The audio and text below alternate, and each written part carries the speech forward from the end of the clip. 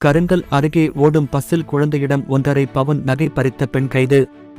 கன்னியாகுமரி மாவட்டம் மார்த்தாண்டம் அருகே உள்ள காப்புக்காடு கல்லறை தோட்டம் பகுதியைச் சேர்ந்தவர் டொமினிக். இவருடைய மனைவி ஜீனா, வயது 29. ஜீனா தனது 12 வயது குழந்தை மற்றும் தனது தாயாருடன் நேற்று மார்த்தாண்டத்தில் இருந்து குளச்சல் செல்லும் அரசு பஸ்ஸில் ஏறினார்.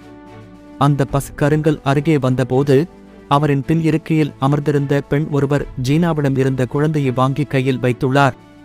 பின்னர் அந்த பெண் குழந்தையை திருப்பிக் கொடுத்துள்ளார். அப்போது குழந்தையில் கழுத்தில் கிடந்த 1.5 பவுன் நகை மாயமாகி இருப்பதைக் கண்டு ஜீனா அதிர்ச்சி அடைந்தார். இதுபற்றி ஜீனா அந்த பெண்ணிடம் கேட்டபோது தனக்கு எதுவும் தெரியாது என்று கூறியுள்ளார். இதனையடுத்து ஜீனா டிரைவர் மற்றும் கண்டக்டரிடம் இதுபற்றி கூறியுள்ளார். பின்னர் அவர்கள் பச்சை கருங்கல் போலீஸ் நிலையத்திற்கு கொண்டு சென்றனர். இதையடுத்து அந்த பெண்ணை பயணிகள் பிடித்து போலீசில் ஒப்படைத்தனர். போலீசார் அந்த பெண்ணிடம் நடத்திய விசாரணையில் அவர் குளச்சல் அருகே உள்ள கொட்டில்பாடு பகுதியைச் சேர்ந்த அஸ்வினி, வயது 27 என்பது தெரியவந்தது. மேலும் அவர் தான் குழந்தையின் கழுத்தில் கிடந்த நகையை பற்றும் தெரியவந்தது.